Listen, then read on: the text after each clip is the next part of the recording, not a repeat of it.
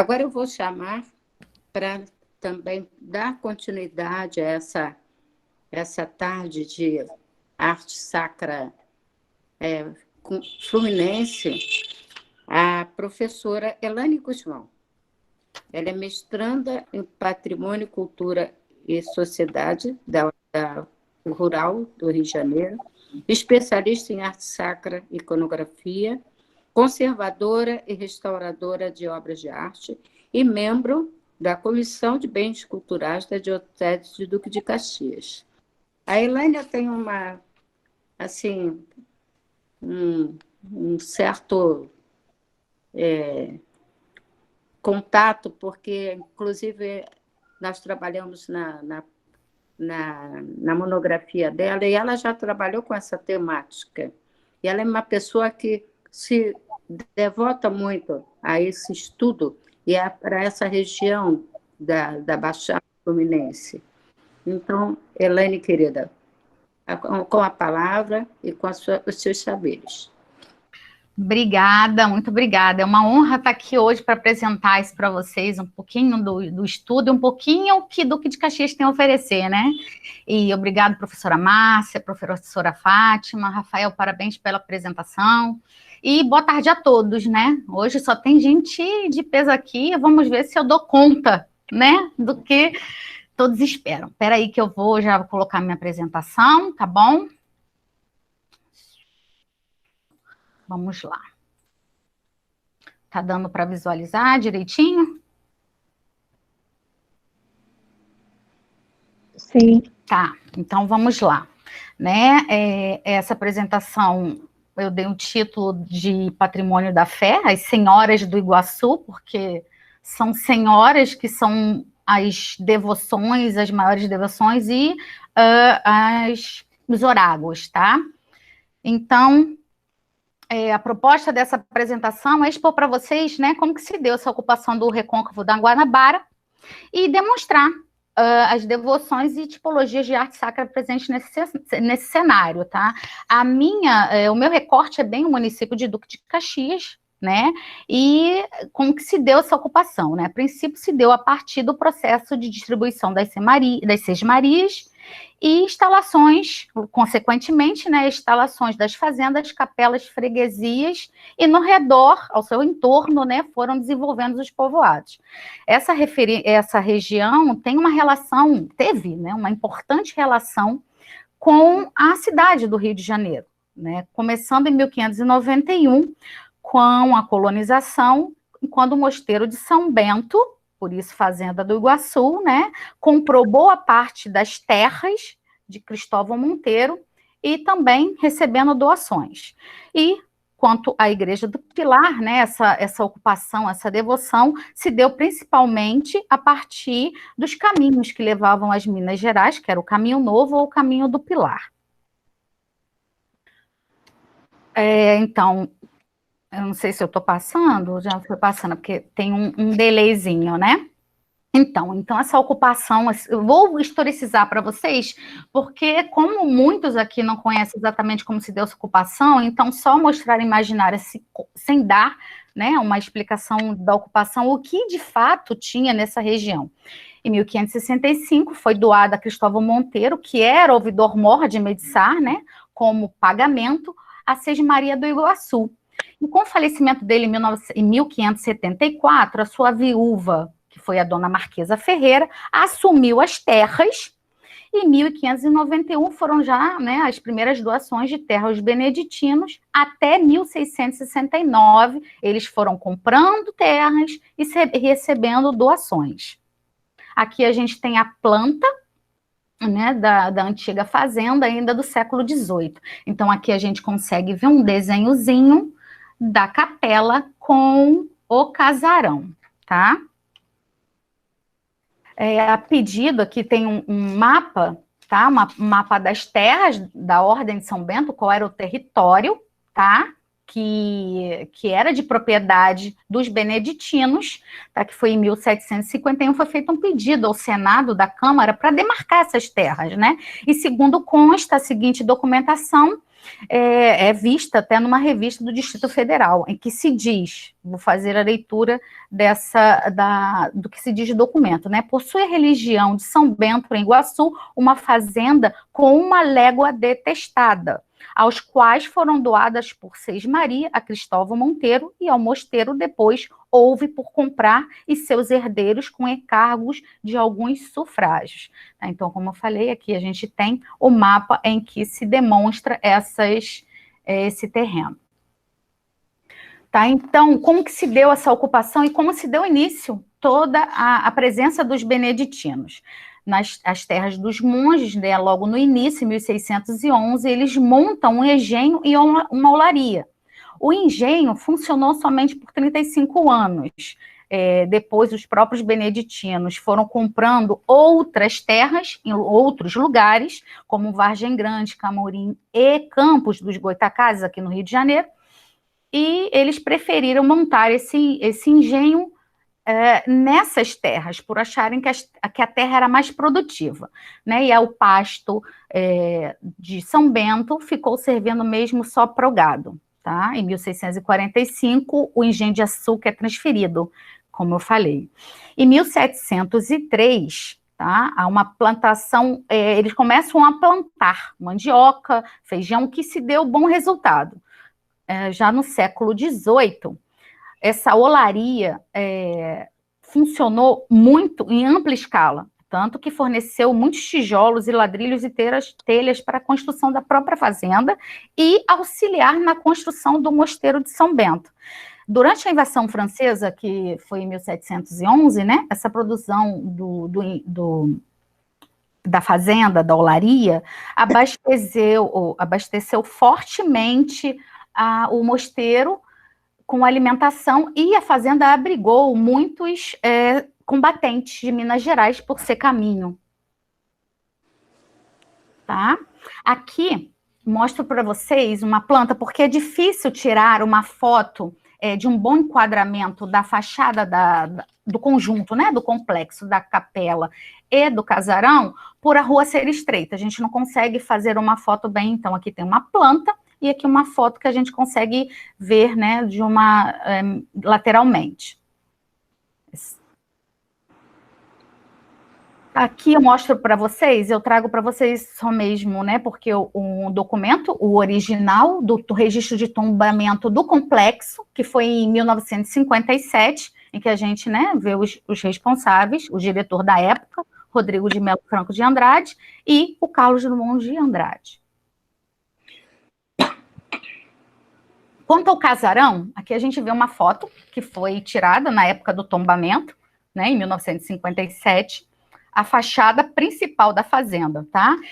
A construção do casarão, que é a casa de vivenda, se deu entre 1660 e 1663, pelo Frei Manuel do Rosário. Alguns anos depois, entre 1688, essa casa de vivenda, o que aconteceu com ela? Ela foi reedificada. Houve, né, a necessidade de fazer um novo prédio, e foi acrescentada uma nova parede para auxiliar no que eles diziam fortalecer as paredes da capela, que já tinha sido começado a construção também. Em 1754, ele já se constrói a casa de vivenda num formato de claustro mesmo, tá? Então já vai ter o pátio, toda essa conexão, né? Fazer mesmo no modelinho de claustro. E depois essa fazenda ela acabou se tornando um local de descanso para os fazendeiros, que eram ditos monges fazendeiros ou padres fazendeiros. Tá? Aqui eu mostro para vocês a foto da capela, um detalhe da capela, e uma foto lateral da capela registrada pelo IPHAN em 1957. Tá?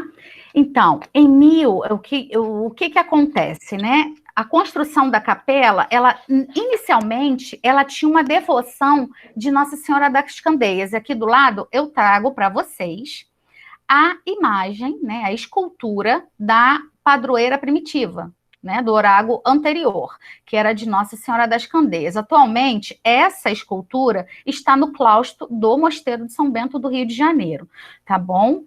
Em 1695, o Frei João de Santana Monteiro, ele erigiu a Irmandade de Nossa Senhora do Rosário. Então, o que ele fez? Ele acabou modificando o orágo, tá? Mas a imagem que a gente está vendo aqui, de Nossa Senhora das Candeias, ela ficou ficou na capela por muitos anos, porque só se mandou fazer uma imagem da nova padroeira, né, de Nossa Senhora do Rosário, bem depois. Aqui eu trago para vocês a imagem do padroeiro, do patriarca, né, da Ordem, São Bento, que o Rafael já mostrou na explanação dele, em que, em 1737, o abade Dom Manuel ele fez uma encomenda a José da Conceição, que fizesse algumas esculturas, na verdade, 5, que fizesse 5 esculturas de mesma fatura para todas as fazendas, tá? Então, assim, para todas as fazendas, mandou-se fazer 5 imagens do nosso Senhor patriarca de altura proporcionadas e bem estufadas. Isso a gente consegue ver no dietário, na encomenda que o abade fez na época, né? A escultura que eu trago aqui para vocês do lado é uma escultura da antiga fazenda da Ilha do Governador, tá? Hoje ela é da Arquidiocese do Rio de Janeiro. A imagem não é muito boa, porque foi uma foto de um livro, né? Mas a gente consegue ver as semelhanças, a proporção da altura, proporções, planejamento, é muito realmente parecidos. A questão aqui só tem uma diferença, que o báculo, ele é mais curto, mas porque esse se quebrou, tá? Tem aqui até aqui a marca embaixo onde se encaixava. Já, como eu havia falado, a imagem de Nossa Senhora das Candeias, né, ficou lá na capela por muitos anos, porque somente em 1737 é que o Frei Manuel de São José que encomendou para José da Conceição, o mesmo, né, que fez as outras imagens. Não, desculpa, Simão da Cunha, tá? Encomendou a Simão da Cunha a feitura dessa imagem para a padroeira, né? Com todos os detalhes.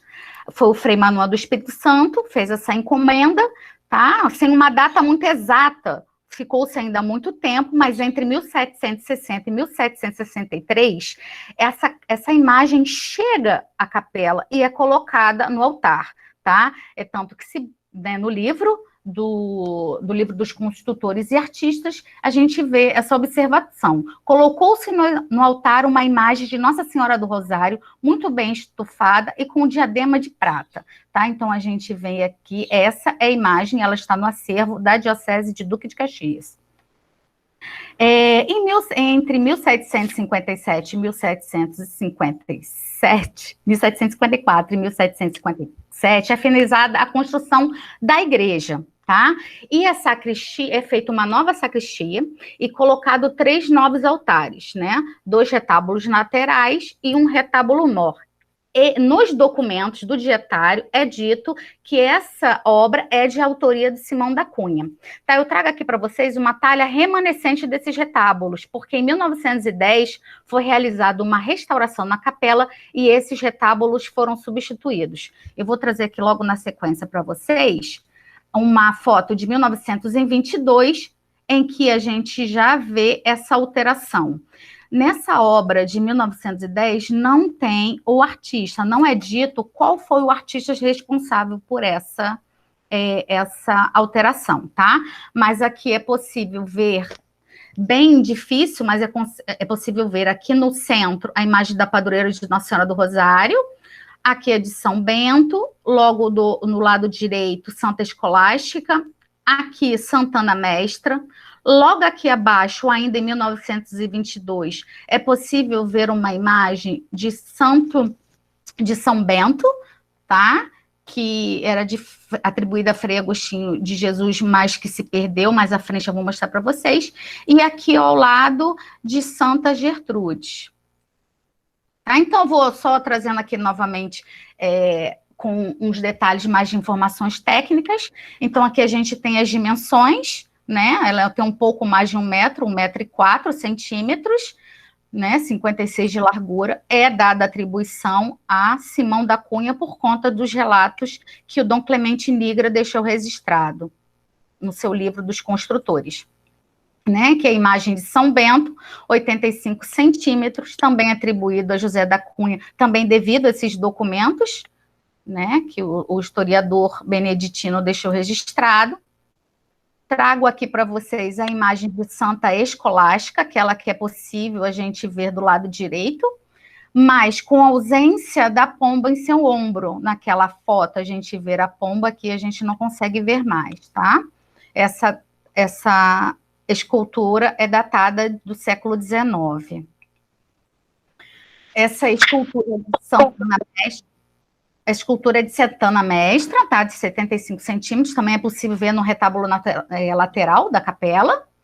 Também não tem autoria, assim como a Santa Escolástica.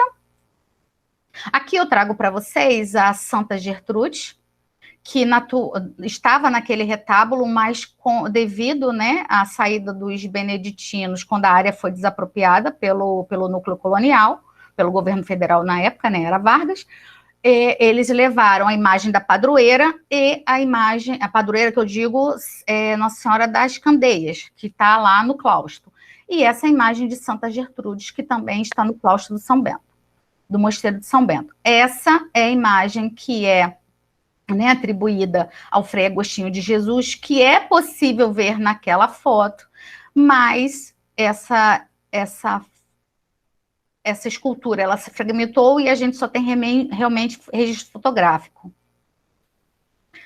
Então, eu vou começar a falar um pouquinho para vocês agora da Igreja do Pilar, porque são esses 2 bens, né, que tem no município de Caxias. Ela tem um registro, né, um tombamento a nível federal pelo IPHAN, em 1938, e é possível também a gente ver aqui o documento original, tá bom?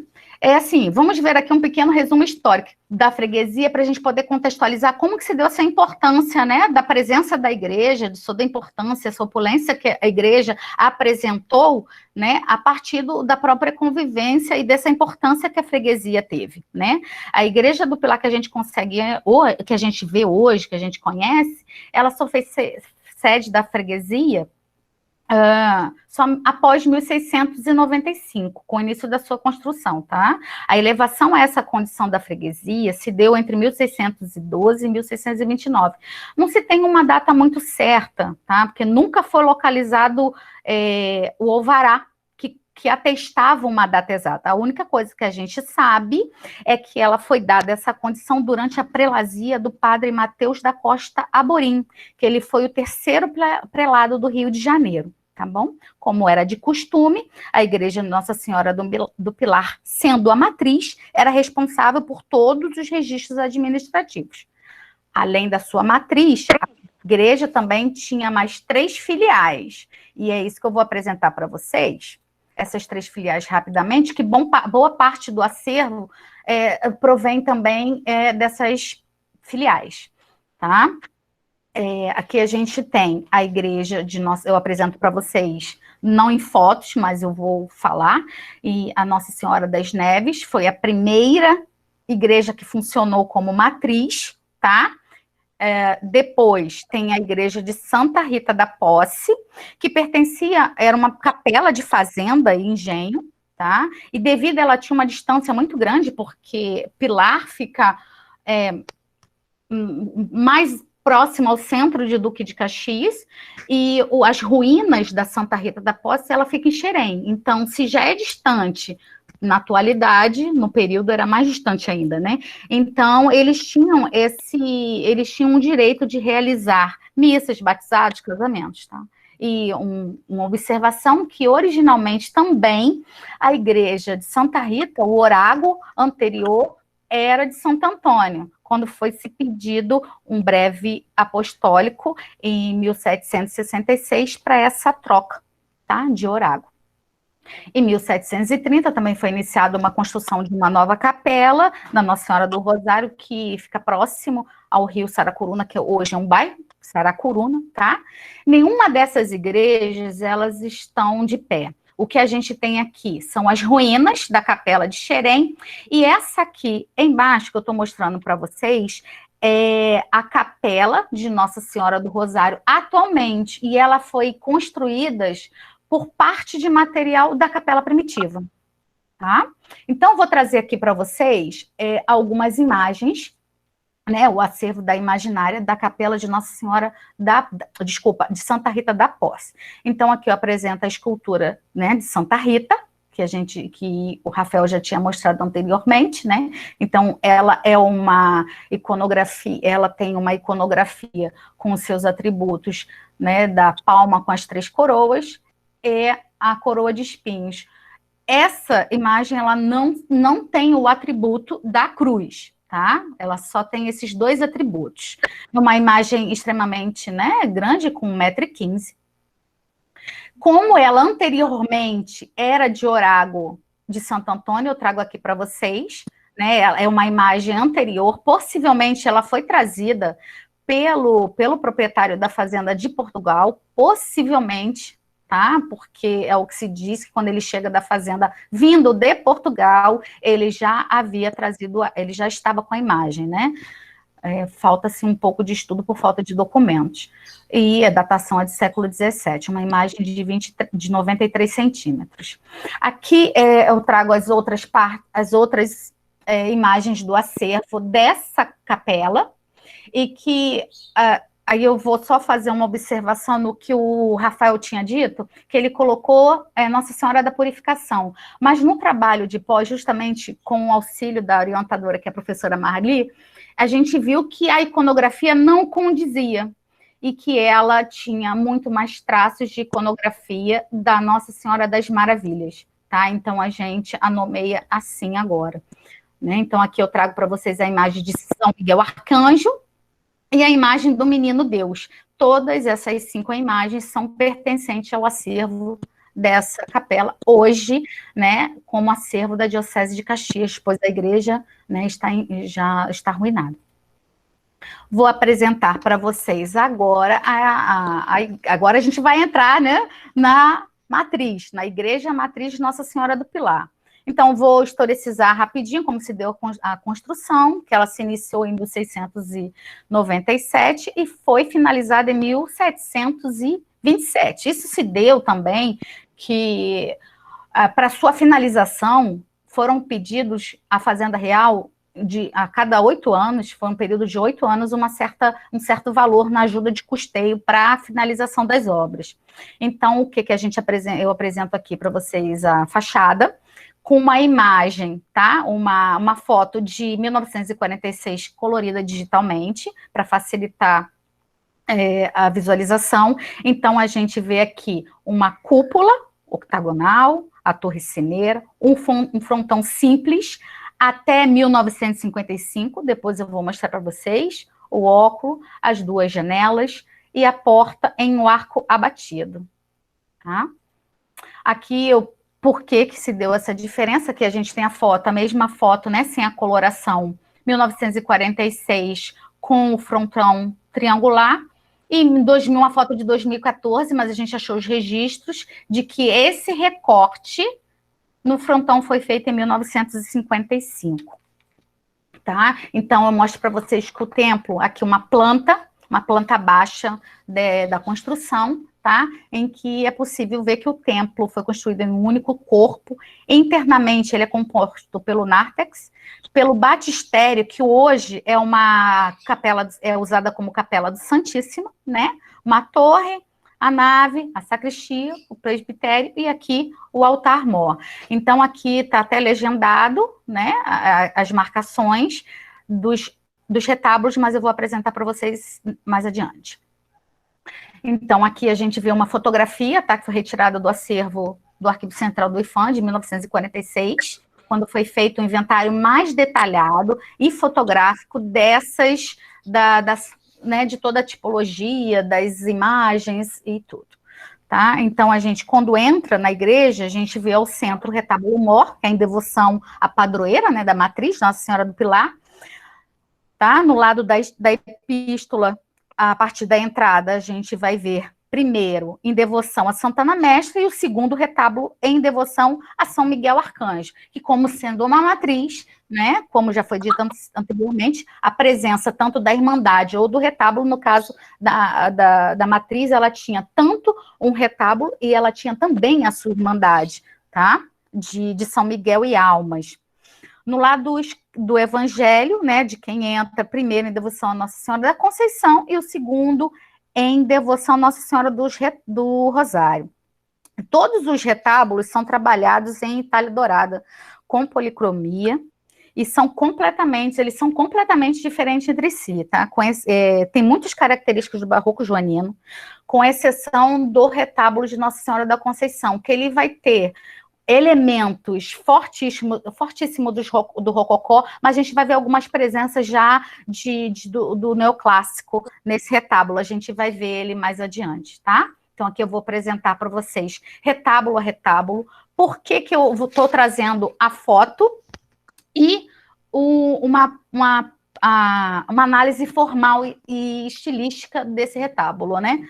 Porque, como o Rafael mostrou na foto, a igreja ela passou por momentos complicadíssimos, né? Ela passou por muitos anos por processos de vandalismos, furtos, e então ficou super complicado fazer uma análise a partir do que se tem hoje.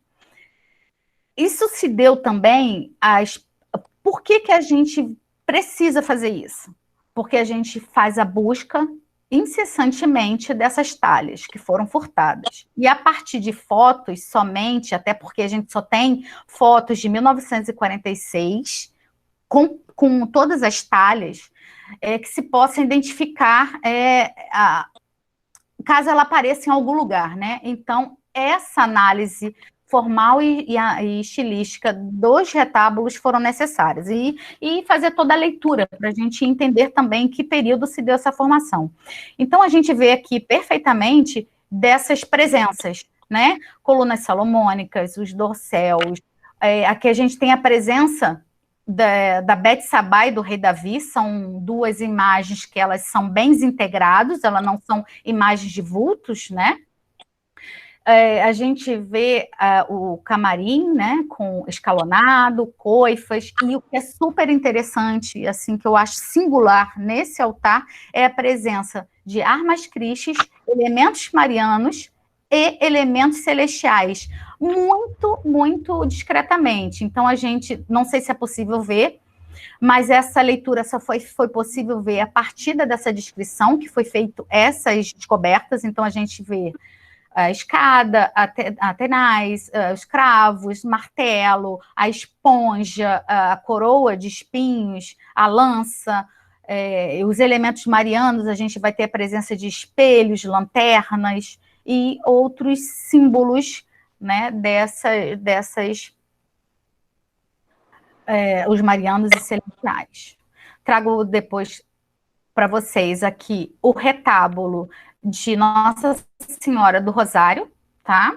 Em que a gente vê a presença dessa mesa de altar, bem barroca, né? Quadrada não retangular, os elementos fitomórficos. Aqui a gente tem presenças de sibilas, né? Dos putis, coifa, quartelão, quer dizer, aqui a gente tem coluna torça, não a salomônica, mas a torça. São retábulos ricamente trabalhados e que é impossível a gente ver ele nessa beleza toda, né, na atualidade, infelizmente. Trago o retábulo de São Miguel. Aqui a gente já vê uma mesa de altar que nos remete ao rococó, não tão mais retangular, mas já com movimento, né? Aqui nós temos a coluna torça. O retábulo de São Miguel e Nossa Senhora do Rosário são os mais parecidos, mas mesmo assim eles têm algumas diferenças, como no caso a mesa, tá? Mas são os que têm elementos mais parecidos, as sibilas, os puts, as peanhas, as coifas, maiorias, o entablamento, são bem parecidos. Só realmente a mesa que se difere. O retábulo de Santana Mestra, né? Com essa triangularidade aqui no teto, né? E também temos presenças de Sibila. Temos aqui a mesa do altar retangular, né? E a coluna torsas, como eu disse, também é diferente. Ela não tem uma talha completamente, um desenho completamente iguais aos outros. Trago o retábulo de Nossa Senhora da Conceição, como eu falei, é o mais diferente de todos. A gente tem aqui a mesa do altar com essa referência ou essa característica do rococó, mas a gente tem elementos muitos do neoclássico, tá? Com presenças de entablamento mais retilíneo, né? E eu vou começar a mostrar para vocês agora as imagens, né? A imaginária, o acervo dessa igreja que muito está desaparecido. Então, neles aqui, eu vou colocar o ano do desaparecimento, vai estar exposto, mas eu vou tentar falar brevemente. Então, essa é a imagem de Nossa Senhora do Pilar, que ela mede 1,52 m, mas ela tem 45 centímetros de pilar. Ela foi furtada em 2001, só o que restou foi o pilar. Levaram a imagem, como o pilar não era bem integrado da escultura, né? Do corpo, eles deixaram a imagem. Então, hoje, na verdade, essa imagem, a escultura de Nossa Senhora do Pilar, ela pode estar com outro nome, né? Pode ser Nossa Senhora do Rosário, né? Pode estar sendo vendida ou no acervo de alguém como uma outra iconografia, tá? Ela é uma imagem do século XVIII, não é dada a sua autoria, nem sua origem, tá?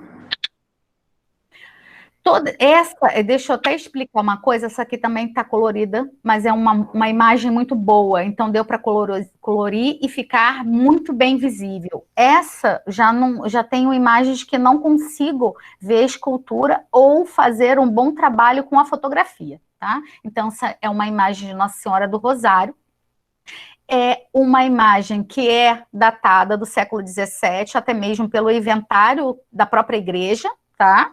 Que é tido no livro de 1794, feita pelo Monsieur Pizarro. Ele a data como século XVII, tá? Ela foi furtada em 1966 e desde então encontra-se desaparecida uma imagem de 1,10 m. Essa imagem de Nossa Senhora da Conceição, essa eu nem consegui ainda colorir, eu estou fazendo uma busca, porque essa coloração também é feita a partir de registros que a gente tem, ou fotografias, né, dessa transição do colorido, mas que a gente consegue fazer uma coloração, porque eu quero chegar o mais próximo do que era realmente no período do furto. Essa imagem também foi furtada na mesma época, a década de 60 e 70 foi o período maior em que as obras foram furtadas. Essa imagem é de Santana Mestra, e o que eu acho super interessante é o fato da Santana Mestra estar de pé com a menina, né, no colo com o livro. Segundo, né, alguns estudiosos, principalmente a professora Beatriz, ela cita que esse tipo, né, de forma de representar a Santana Mestra é pernambucana. É muito no Nordeste, né, principalmente da escola pernambucana, essa forma de apresentar Santana Mestra, de pé, a menina do colo e ela segurando o livro, né? Mas a origem é desconhecida. Só acho essa peculiaridade é o fato dessa semelhança com uma escola pernambucana, essa forma de apresentar, de ser feita a imagem. Essa imagem, ela foi furtada em dois períodos. Ela foi furtada em 74, foi localizada em 82 e foi devolvida à diocese. Até então ainda era a diocese de Petrópolis, que a diocese de Duque de Caxias foi criada em 85. E desaparecida novamente em 2001, juntamente com a imagem de Nossa Senhora do Pilar. a coloração é original dela. E a imagem de São Miguel Arcanjo, que foi furtada em 74, também uma imagem de 1,30 m, também de origem desconhecida, autoria desconhecida, do século XVIII. E o que eu vou falar para vocês, que eu trouxe essas imagens dos altares, tá? Todos os altares também tinham imagens nos nichos laterais, mas não conseguimos realizar trabalho ainda que a gente possa trazer uma imagem com 100% de nitidez que possam ser vistas, tá? Porque elas a gente só consegue mesmo nas fotos de retábulo, ela está presente, não tem uma foto localizada, tá?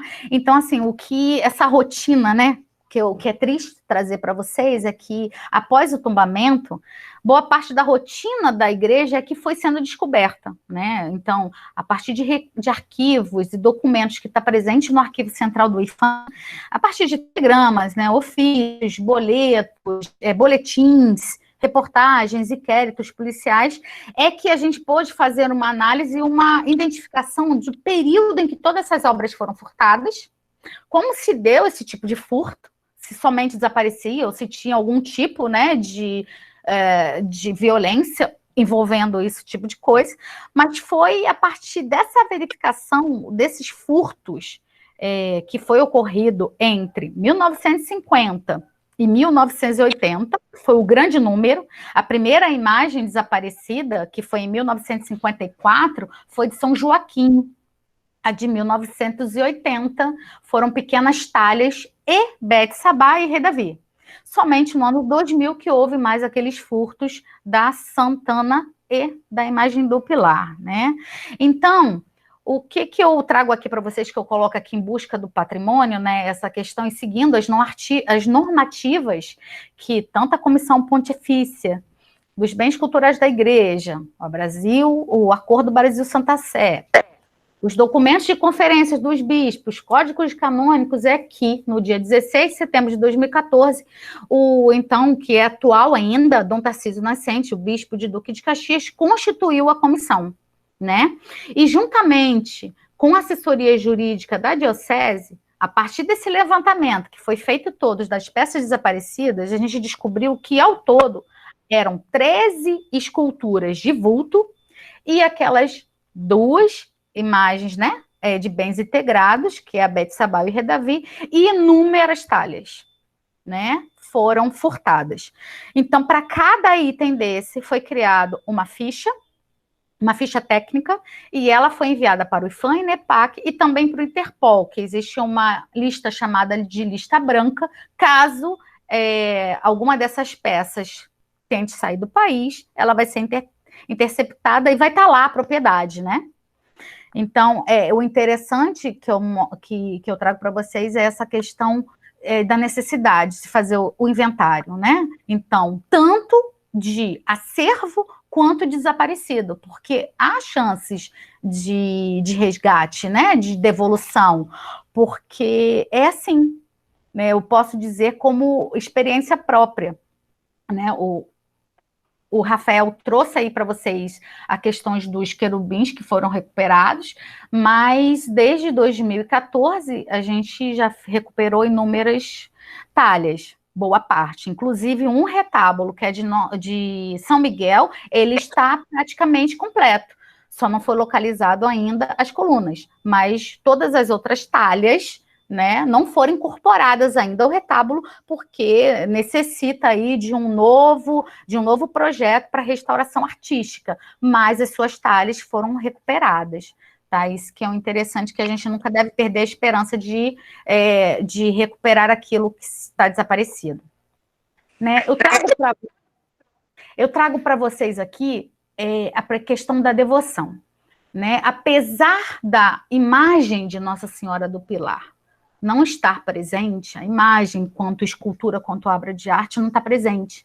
Mas a presença da devoção é gigante, né? Eu trago aqui para vocês algumas imagens, mas eu relato para vocês que em 1989, o primeiro bispo da Diocese de Caxias, Dom Mauro Morelli, né, ele motivou que fosse iniciada uma romaria.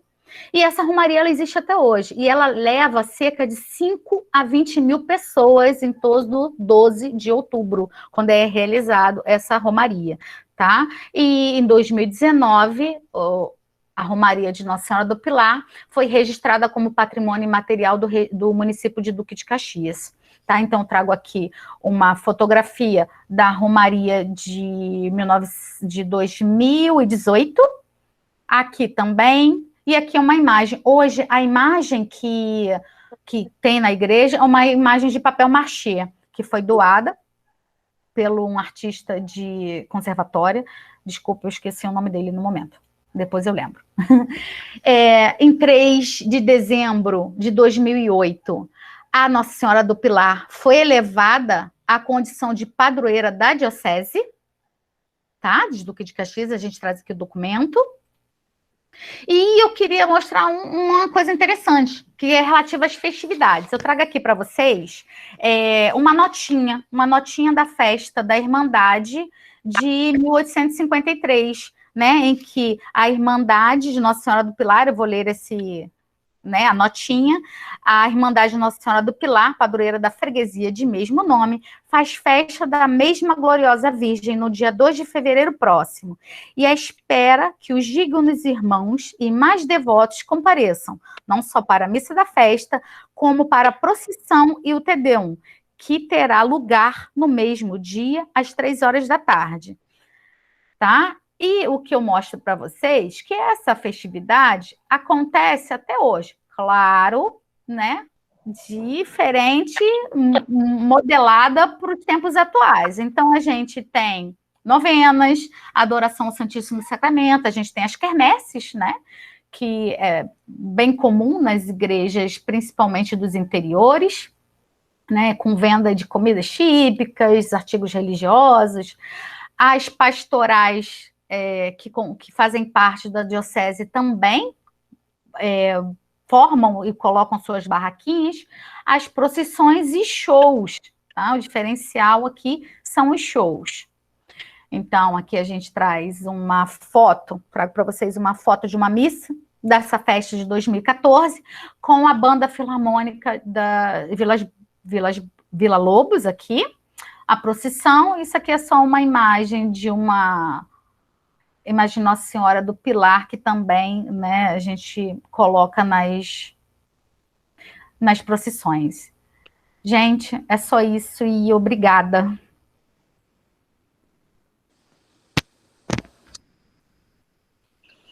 Elaine, muito obrigada pela sua brilhante palestra. Assim, eu gosto muito.